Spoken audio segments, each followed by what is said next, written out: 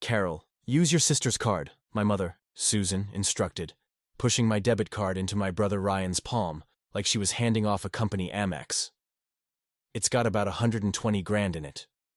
Ryan didn't hesitate. He drove immediately to a store called Van Life Outfitters and loaded a cart like a kid in a candy store. Top-tier van build modules, lithium batteries, solar arrays, custom cabinetry, lenses, drones, stabilizers, everything he imagined his channel needed. The cashier totaled it out, $115,000. Ryan passed the card with swagger. The cashier glanced at the screen, then at Ryan, then at the card again. "Yeah, sorry. This is declined. My name is Carol. I'm 32. I'm an architect. Everything about me, professionally and personally, runs on measurement, on specs, on margin of error, on planning months ahead, because buildings do not tolerate fantasy. I am the boring person who reads code enforcement PDFs, who calculates load-bearing capacity, who knows what PSI concrete curing time must be before you even dare speak the word paint. That part of me doesn't turn off at home. So, in my family ecosystem, I am the bank." Ryan is 28. He is the anti-blueprint, charismatic, charming, impulsive, chaotic. His entire identity reorganizes weekly depending on the last YouTube creator he binged. This week, van life vlogger, cross-country wanderer, cinematic shots, sponsorships, sunset B-roll, all funded by, obviously, me. That $120,000 wasn't some random cushion. It wasn't just savings. It was the collateral for a business loan I was mid-process with. It was the decades' worth of brutal, gray cubicle labor I had survived. 10 years at a firm I hated, eating at my desk, skipping holidays, ignoring relationships, living on discipline. 10 years turning myself into capital. My own practice was about to exist. My blueprints weren't metaphor. They were printed. I had the deposit ready for a small brick unit in a redeveloped warehouse district. That money was my foundation slab. And yes, one small slice of it was a personal inheritance from my godmother. But the overwhelming majority, my blood.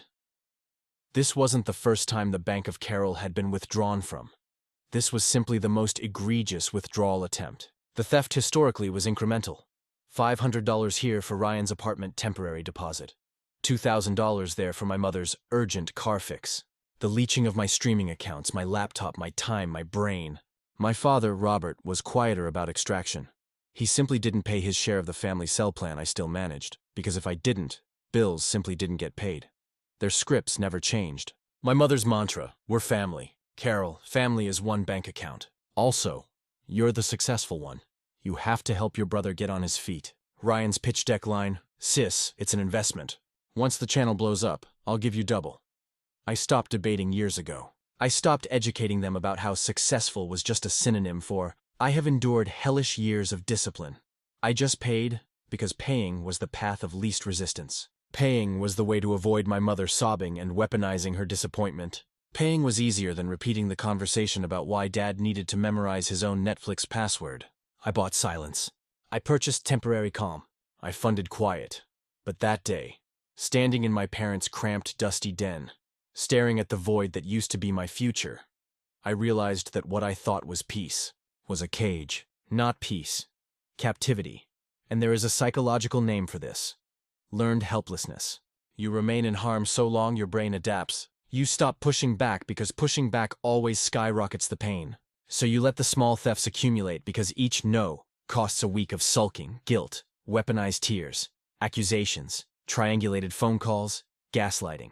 It's operant conditioning, Pavlov, but emotional. My mother didn't just take items, she stole my no. And I surrendered my no because they trained me to believe boundaries equal betrayal. Meanwhile, their exploitation equaled family. Most people don't break conditioning from a small boundary violation. It takes a catastrophic one. It takes the attempted erasure of $115,000 of my oxygen supply. That was the break, not a door closing, a cage bar snapping. And the spark that ignited it wasn't even the card swipe. It was the night before, Sunday dinner. The usual stale coffee odor baked into the walls, dust in the sunbeams. My father, Robert, glazed over in front of the television.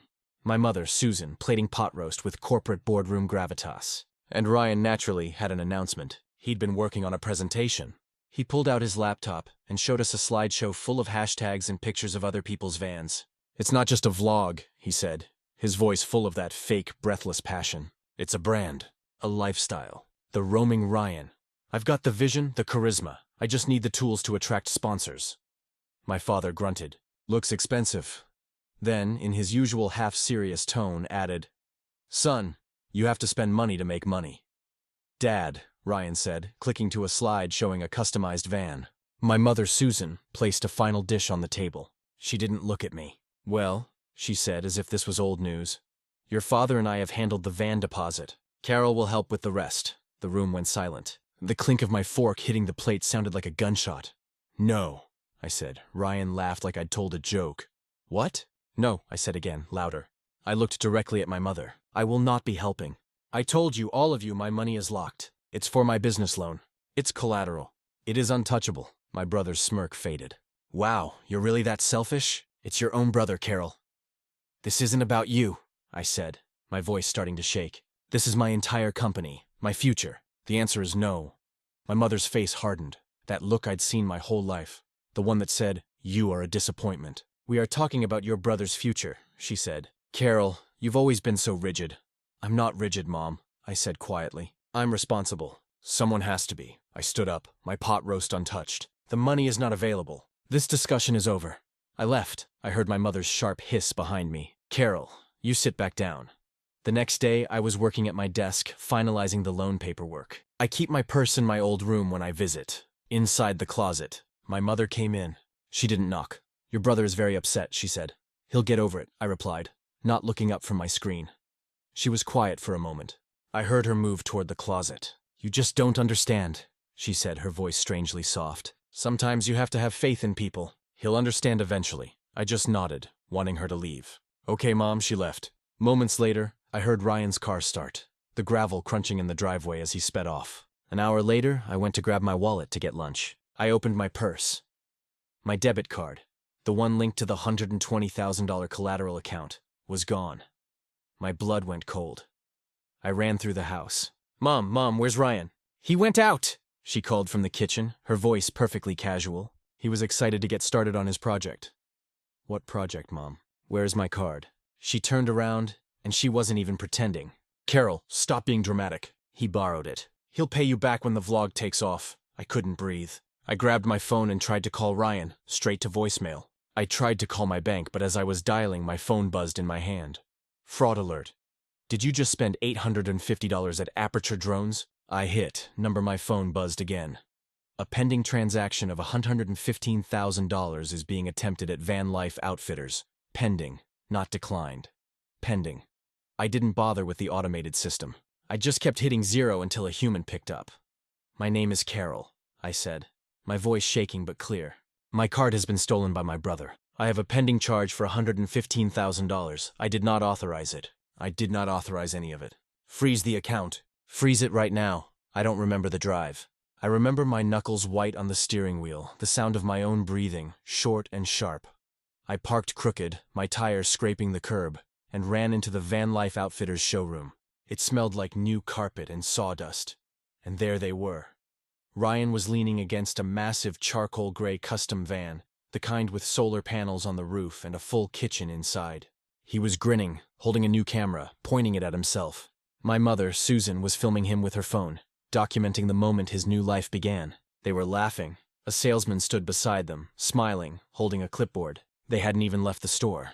They were celebrating the purchase they hadn't finished making. I walked straight up to them. The salesman, seeing my face, looked nervous. Can I help you, ma'am? We're just finishing up. My mother waved her hand at me, annoyed, as if I were interrupting. That's right, the salesman said, turning back to Ryan. Okay, sir. The total for the van conversion, the drone, and the camera equipment comes to $115,000. My stomach dropped. Ryan, buzzing with excitement, handed him my card, the card I had earned, the card that held my future. Let's do it! The salesman swiped it. The small machine chirped. Then came a long, loud, angry beep. The salesman's smile faltered. He stared at his screen. I'm sorry, sir, but this card, it's been declined. Ryan laughed, like it was a cute little mistake. That's impossible. My sister's loaded. Just run it again, man. The machine's probably just old. It won't work. My voice cut through the air, dead calm. It didn't even sound like me. Ryan, Susan, and the salesman all turned to look at me. I was standing right behind them. Ryan's face went from confusion to annoyance. Carol, what are you doing here? You're embarrassing me. I just froze the account, I said, holding my phone up. The transaction is flagged as fraud, which it is. Give me my card, Ryan. My mother's face turned a dark, ugly shade of red. She stepped between us, her voice a low hiss. Carol, don't you dare do this. Don't you dare humiliate your brother in public. People are watching. Good, I said. The word felt powerful. They should be watching. They should see that my mother and my brother just tried to steal $115,000 from me. It's family money, Susan shrieked, her voice cracking. You'll get it back when his channel takes off. No. I stepped past her and looked at the salesman, who looked like he wanted to crawl under his desk. This was an unauthorized transaction. I am the account holder. This purchase is canceled. I looked at Ryan. My card. Now. His face was pale. The charisma was gone. He looked like a child. You're really going to do this? Give it to me. He practically threw it at my chest. I snatched it out of the air. You've always loved making me feel small, he muttered, his voice thick with venom. I didn't have to do anything, Ryan. You did this to yourself. I turned and walked away. I could hear my mother starting to yell. Carol, you get back here. You are heartless, Carol. You're ruining this family. I didn't stop. I walked out of the showroom, out into the bright afternoon, and got into my car. My hands were shaking so hard I could barely put the key in the ignition. I sat there for a full minute, just breathing. It wasn't relief. It was an earthquake. That night I didn't sleep. The adrenaline from the confrontation faded and left behind a cold, clear silence. I sat at my laptop, and for the first time, I wasn't an architect designing a building. I was an architect designing an escape. I performed a complete audit of my life. I opened a new checking account at a completely different bank, a small local credit union they had never heard of. I transferred every single cent of my remaining money. I set up new passwords, not based on pets or birthdays, but on random strings of characters. I put a verbal password on the new account that only I could know. I froze my credit with all 3 bureaus. That part felt solid. Then came what they'd call petty. I called it necessary. I changed every password, Netflix, music, everything, and took myself off the family phone plan I'd been paying for. The piece I'd funded for years finally expired. It felt like breathing again after being underwater for a decade. The group chat blew up. Ryan accused me of public humiliation. Mom called me cold. I didn't reply. I just took screenshots. 3 days later, Dad called. His voice was weary. Family meeting tonight? 6. I almost refused, but I had one last thing to build. That night, Mom had a notebook like a lawyer. Ryan wouldn't look at me, and Dad paced. They said they were hurt and wanted a proposal. I'd pay Ryan $3,000 a month for his brand. I placed my own folder on the table. Personal finance and asset protocol. A declaration of boundaries. They called me selfish. Dad exploded, shouting about my money and the inheritance from my godmother. The truth hit. He'd always resented it. Mom ordered me to apologize or leave. I chose to leave. Outside, her voice followed me. You'll be back. But I just kept walking. Family isn't always a bond. It can be a chain. Cutting it isn't cruelty, it's survival. Weeks later, Mom called, panic in her voice. Police! Ryan! She begged me to lie. I told the truth instead. 6 months passed. I didn't get the dream office, just a small, cracked-wall studio. But it was mine. When my parents finally visited, Mom brought pot roast and a quiet apology. Dad gave a small nod. His first sign of respect. As they left, I realized something. Boundaries aren't walls. They're doors with locks you control. People who care will knock. I'm done being the bridge they walk over. I'm an architect now, and I build my own foundations.